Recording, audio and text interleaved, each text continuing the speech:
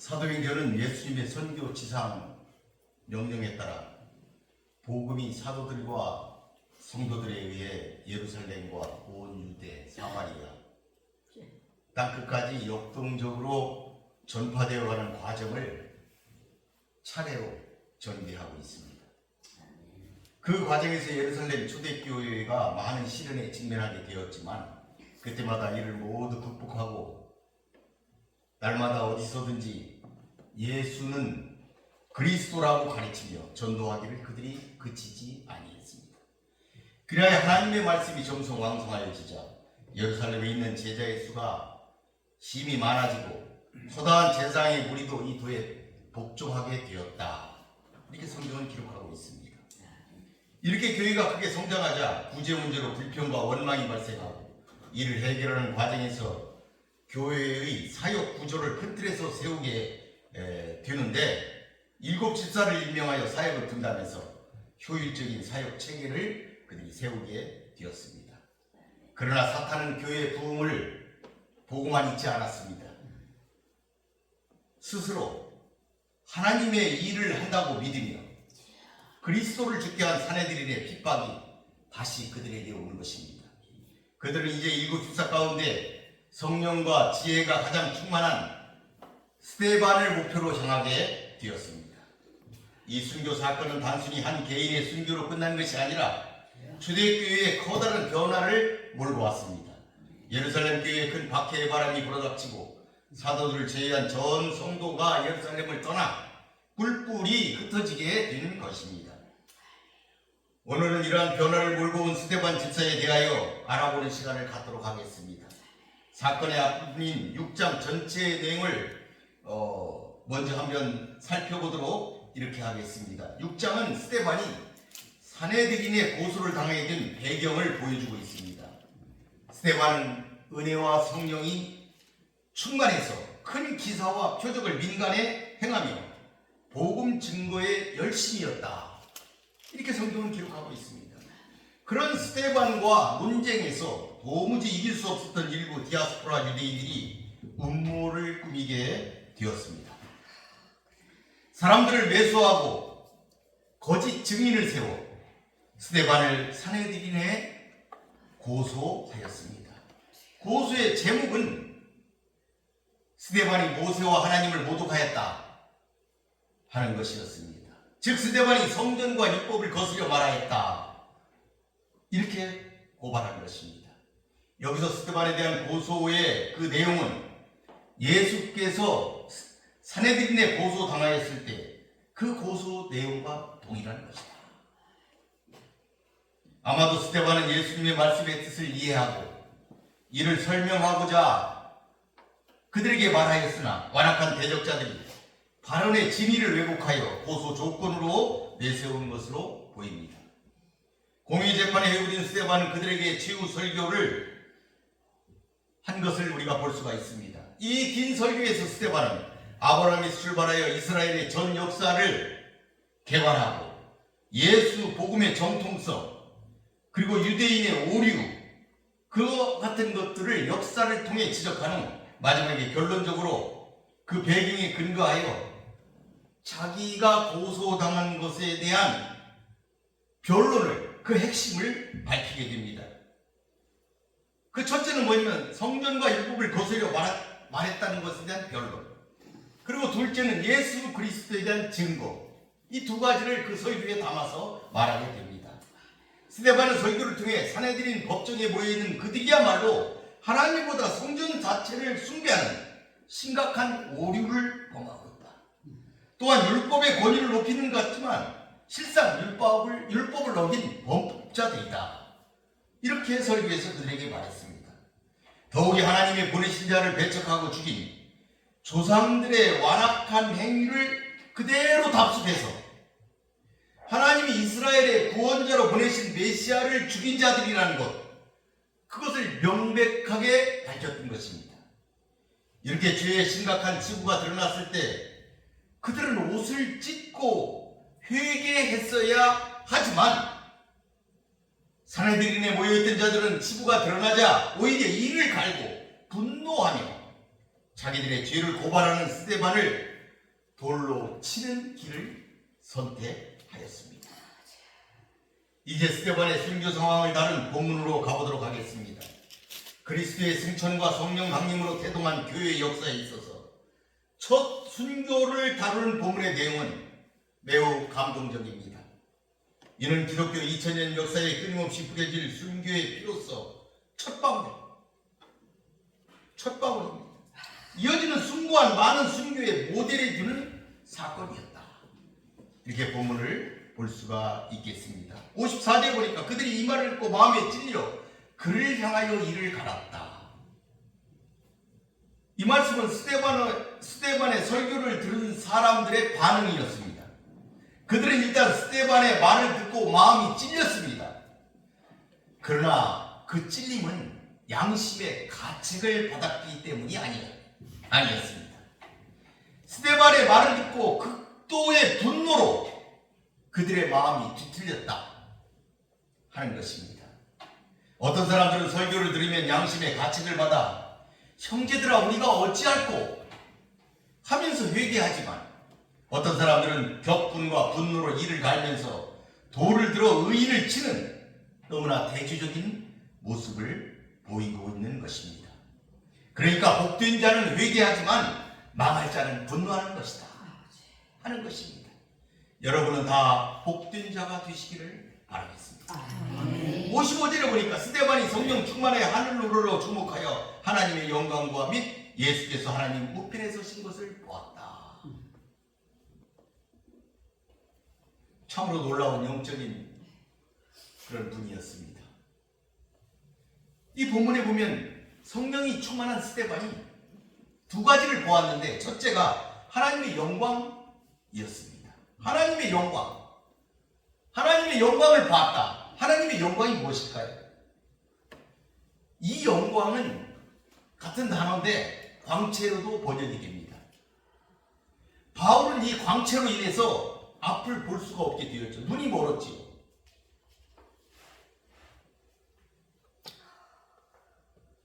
그래서 어떤 사람들은 이 광채가 빛이신 하나님이 하나님께로부터 빛 대신 하나님께로부터 쏟아져 나오는 빛의 광채, 그게 영광이다 이렇게 말하는 분들이 있습니다. 그러나 스데반은 그것을 눈으로 보았다, 그 영광을 눈으로 보았다 했으므로 이 본절에 나타난 그 영광은 시력을 해칠 만큼의, 사도 바울처럼 시력을 해칠 만큼의 빛의 광채는, 강한 광채는 아니었던 것이다 이렇게 보입니다.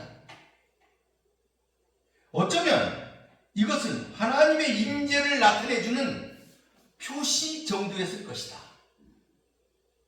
하나님의 임재를 깨닫게 하는 정도의 어떤 사인이었을 것이다.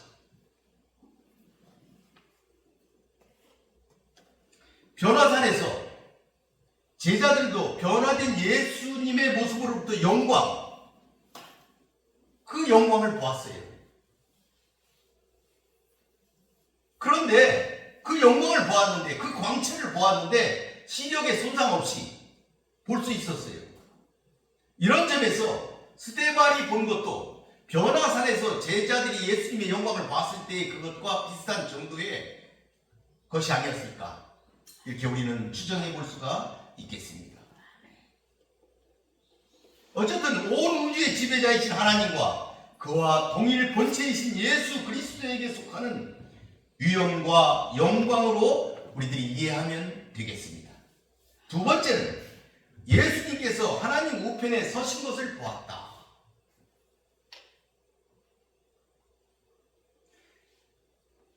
성경에서는 승천하신 예수님께서는 하나님 우편에 앉아 계신다고 성경 이곳저곳에서 기록하고 있습니다. 다른 많은 곳에서는 예수님이 하나님 우편에 앉아 계신다 이렇게 기록하고 있는데, 본문만 서 계신다, 예수님이 서 계신다 이렇게 기록하고 있습니다. 이것만 그렇게 되어 있습니다. 히브리인들에게 오른편은 특별한 것이죠.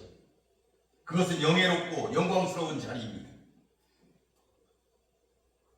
따라서 예수님이 하나님의 우편에 계신다는 것은 예수님께서 그 하나님의 위엄과 영광 그 가운데 함께 계신다 하는 것을 나타낸다고 보아야 할 것입니다. 그러니까 하나님을 못 오겠다는 죄로 죽임을 당한 예수님이 신성 모독자가 아니라 오히려 진정한 하나님의 아들로서 지금 그분이 예수님이 예언했던 그대로 하나님 우편에서 영화로운 대접을 받으면서 영적 이스라엘을 통치하고 계신다 하는 사실을 본문을 통해서 우리가 알 수가 있다 하는 것이지요. 그런데 그 예수님께서 서 계신다. 예수님이 서 계신다는 거죠. 예수님이 왜 서 계실까요?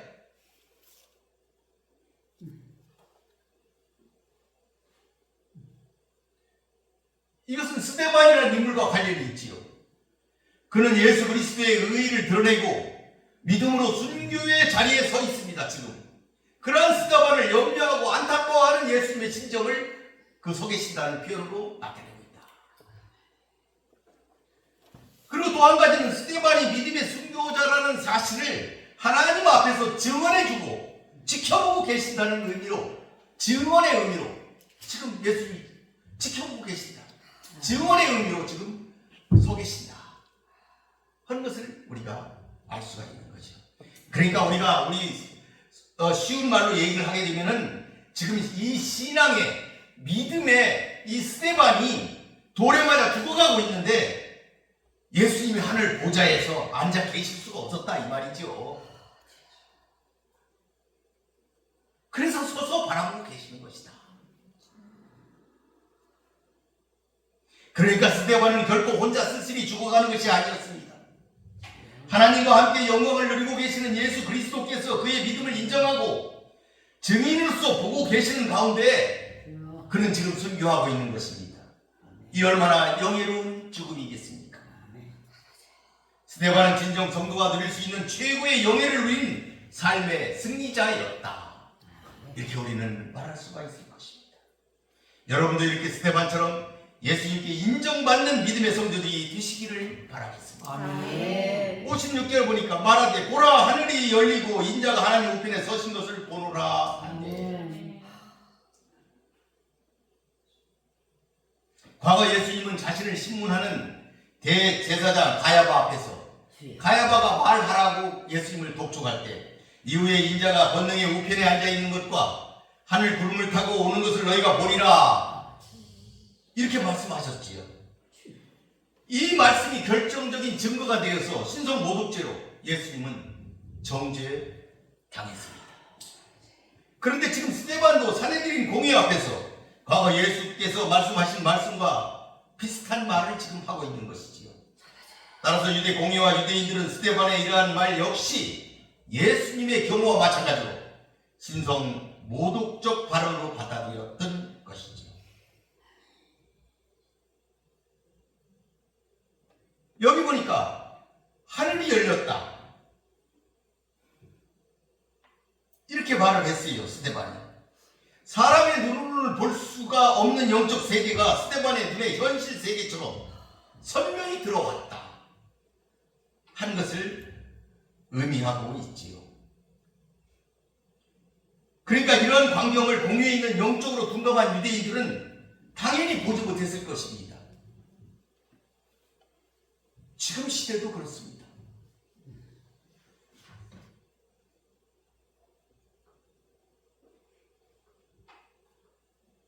성령과 지혜가 충만하여 스데반처럼 보라 하늘이 열리고 인자가 하나님 우편에 서신 것을 보노라. 이런 성도가 있다면, 이런 하나님의 종이 있다면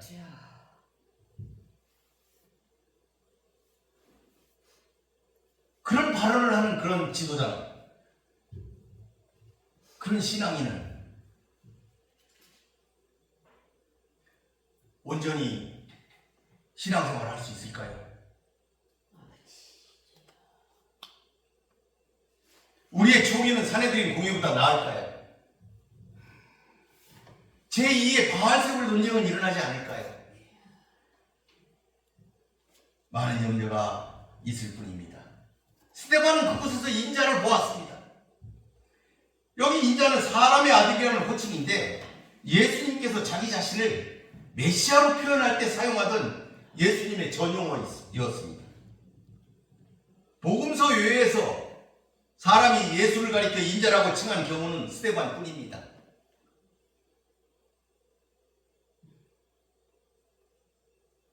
참으로 스데반은 예수님이 하나님의 아들로서 복음 그 자체라는 사실을 깊이 깨달은 그런 깊은 지식의 소유자였다. 하나님의 지식을 깊이 깨닫고 있던 그런 분이었다 하는 것을 우리가 알 수가 있지요. 그러니까 그가 그리스도의 고난과 승천의 모든 의미를 알고 있다 하는 사실을 잘 보여주고 있습니다.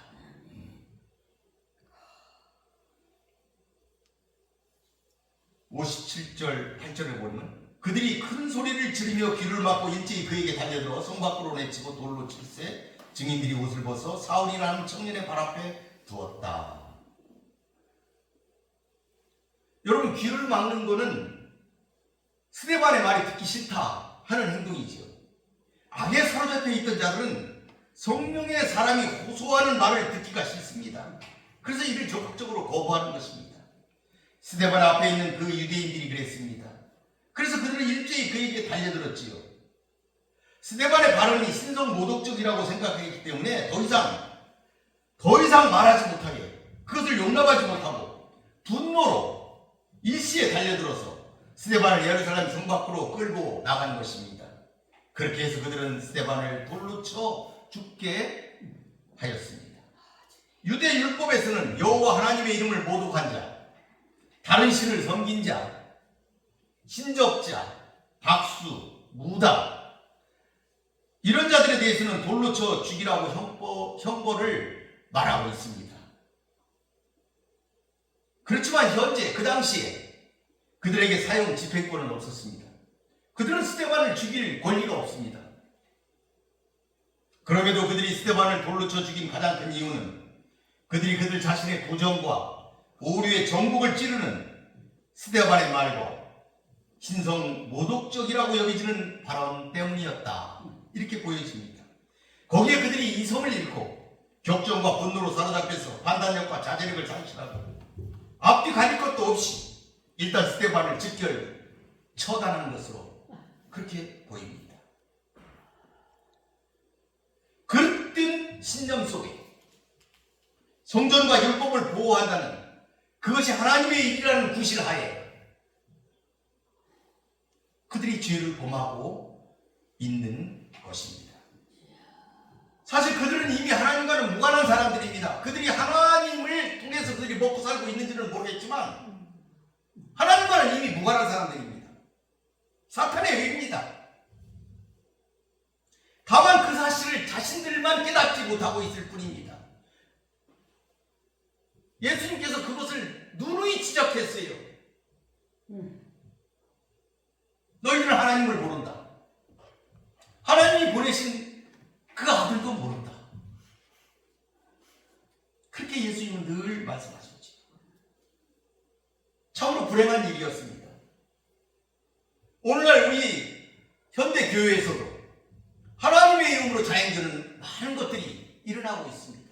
전쟁을 비롯해서 많은 일들이 하나님의 이름으로 진행되고 있는 것들이 많이 있습니다. 작게는 교회 안에서, 조금 크게는 어떤 나라, 그 나라의 교회 안에서 많은 일들이 일어나고 있습니다. 하나님의 이름으로 일어나고 있는 일들이, 그런 범죄가 참으로 많이 있는 것을 우리는 역사를 통해서 우리는 알 수가 있지요. 참으로 안타까운 일이 아닐 수가 없습니다. 오늘 본문에 보니까 처음으로 여기에 사울이라는 이름이 언급되고 있습니다. 사울은 바울이 예수를 만나 변화되기 이전에 갖고 있던 그러한 이름입니다. 본서 전반부에, 이 사도행전 전반부의 핵심 인물이 베드로라면 후반부의 핵심 인물은 바울인데, 바울이 이곳에서 처음으로 등장하고 있는 것입니다. 증인들이 그들의 겉옷을 벗어 사울의 발 앞에 둔 것은 사울이 권위 있는 율법학자 가말리알 문화의 출신의 유력한 자였기 때문이지. 그래서 그를 증인으로 확보하기 위함이었던 것으로 보입니다. 이때 사울은 스데반의 처형을 마땅히 여기면서 그들과 동조했습니다. 이처럼 뛰어난 신앙의 사람 스데반이 가고 적대적인 모습의 사울이 등장함으로써 우리는 이제 사도행전 후반기의 열기 속으로 우리는 들어갈 수 있게 되었습니다. 그렇게 기독교 최초의 순교 사건의 직접적으로 연관되었던 사울이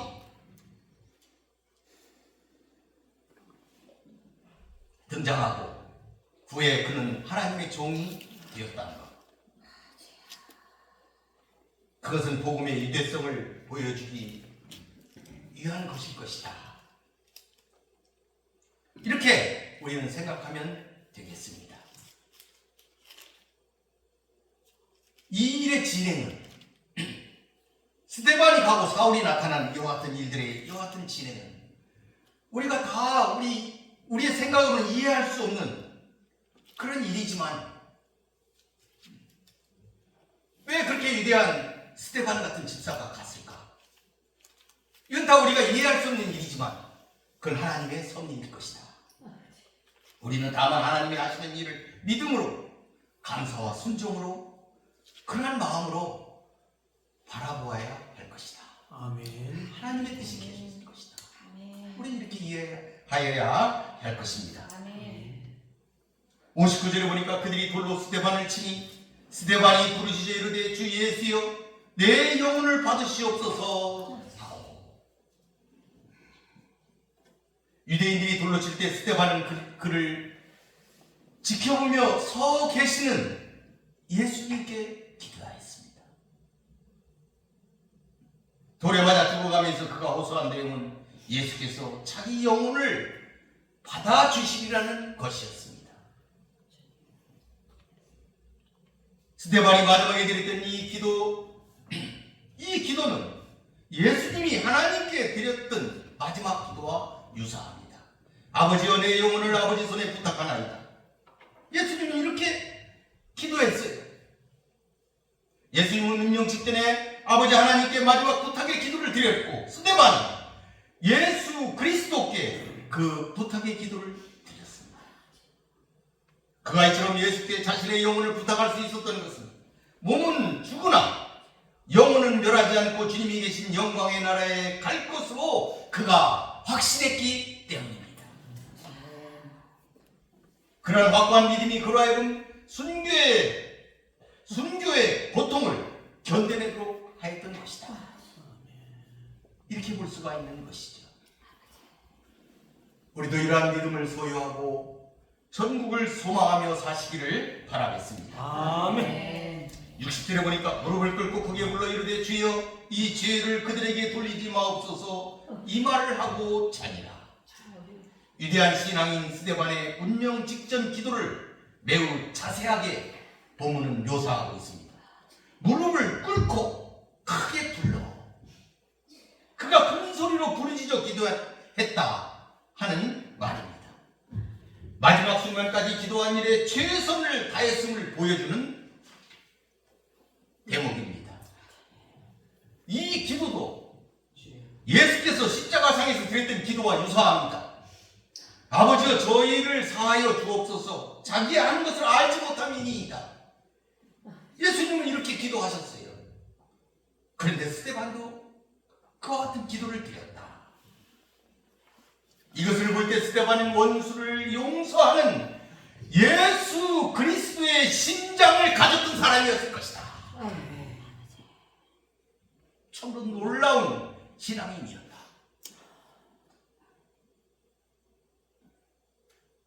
여러분도 이러한 그리스도의 심장을 소유하시기를 바라겠습니다. 아멘. 그 말을 하고 스데반은 잠들었다. 이렇게 기록하고 있습니다. 의로운 순교자의 몸은 수많은 돌에 맞아 흉하게 찢겨져 쌀나는 시체로 변했지만 그의 영혼은 영광 중에 계신 예수님에게로 올라간 것이었습니다. 그가 잔다는 표현은 그리스도 안에서 부활할 것을 암시하는 표현이지요. 예수님도 죽은 나사로를 가리켜 잠들었다 하시며 그를 다시 살려내셨습니다. 스데반은 육체의 죽음으로써 이 땅에서의 생을 마감했지만 영광 중에 계신 예수께 그의 영혼을 맡길 수 있었으며 금이 다시 강림하시는 날 그의 육체까지 부활에 참여하는 영광을 누릴 것입니다. 아멘. 여러분도 이런 부활의 영광을 누리시길 바라겠습니다. 아멘. 이제 말씀을 마무리하도록 하겠습니다. 스데반은 성도들이 추대하고 사도들이 안사하여 세운 7 집사 중에 첫 번째 집사였습니다. 그는 성령과 지혜가 충만한 성령의 사람이었고 예수님의 심장을 가지고 기독교 역사상 첫 순교의 열매가 된 그러한 분이었습니다. 그러한 스데반의 마지막 행적은 예수님과 닮은 점이 너무나 많았습니다. 마치 작은 예수 같았어요. 첫째는 거짓 증인들의 고소에 의해 재판장에 섰습니다. 둘째는 신성 모독죄로 정죄를 당했습니다. 셋째는 원수들의 죄를 용서했습니다. 넷째는 죽기 전에 자기 영혼을 부탁하는 기도를 하나님께 올렸습니다.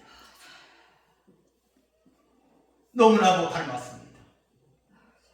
여러분도 이렇게 예수 닮기를 바라겠습니다. 아멘.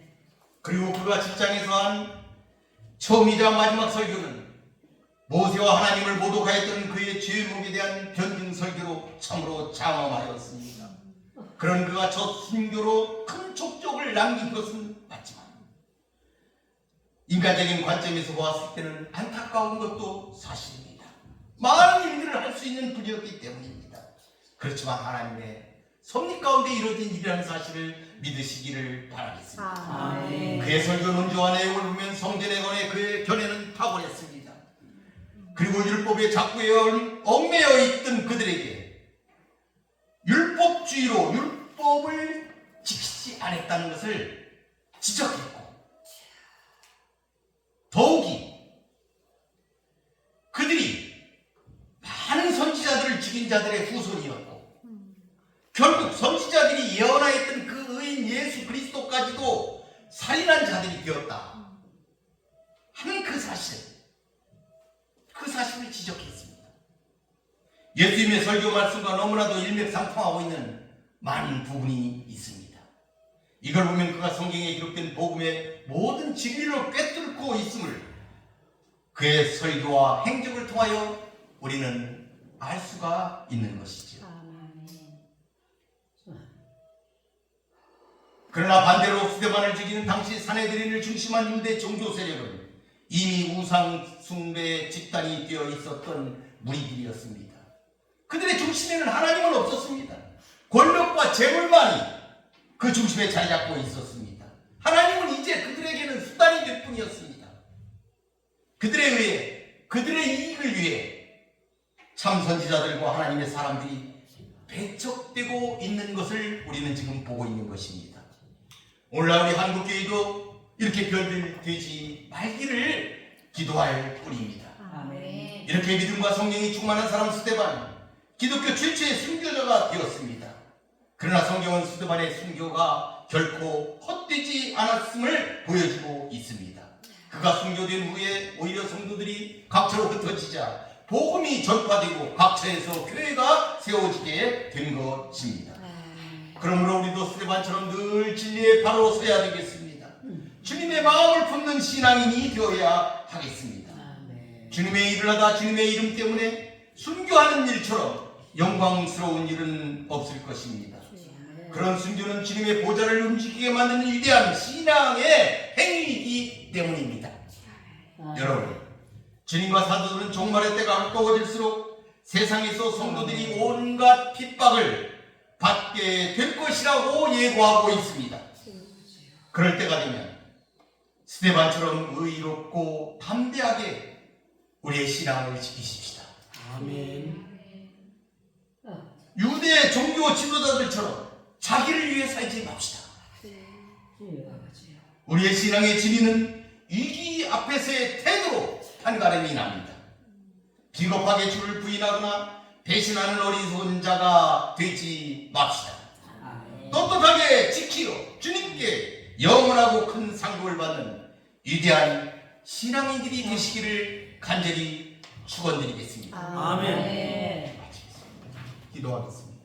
고맙고 감사하신 여호와 아버지 나의 하나님, 오늘 위대한 앞서간 신앙인 스데반 집사에 대해서 말씀을 나누었습니다. 우리도